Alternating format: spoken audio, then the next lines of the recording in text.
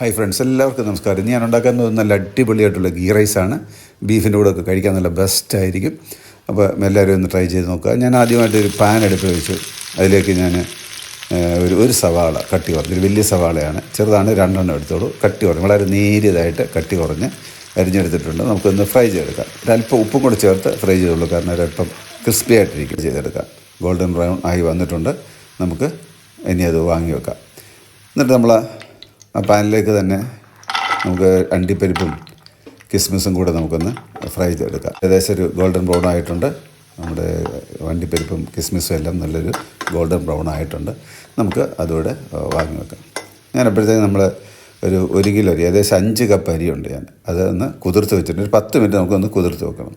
എന്നിട്ടൊരു 5 കപ്പാകുമ്പോൾ 7.5 കപ്പ് വെള്ളം ഞാനൊന്ന് തിളപ്പിക്കാൻ വെച്ചിരിക്കുക. 5 കപ്പിന് നമുക്ക് 7.5 കപ്പ്, 1.5 കപ്പ് എന്ന കണക്കിനാണ് ഇട്ടിരിക്കുന്നത്. നമ്മുടെ ഇത് കുതിർത്ത് ഒരു 10 മിനിറ്റ് കുതിർത്തതിന് ശേഷം ഞാൻ അരിക്കാൻ വെച്ചിരിക്കുകയാണ്. ഞാൻ ഗീ റൈസിന് വേണ്ടി ഞാൻ വീട്ടിലുണ്ടാക്കിയ ഗീയാണ് ഉപയോഗിക്കുന്നത്.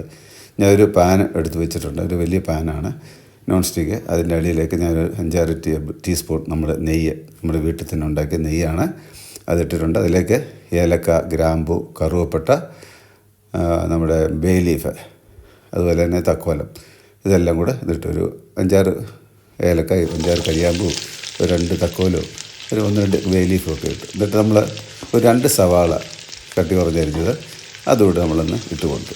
എന്നിട്ട് നമുക്കൊന്ന് വഴറ്റിയെടുക്കാം.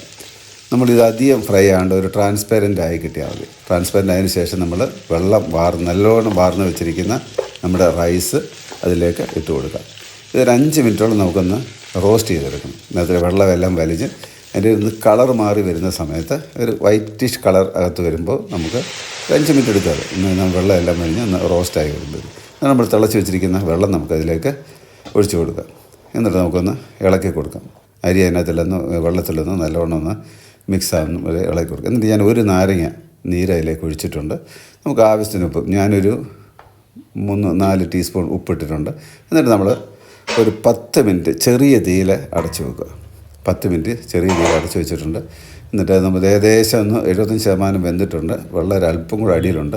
നമ്മളൊന്ന് ജസ്റ്റ് ഒന്ന് ഇളക്കി കൊടുക്കുക.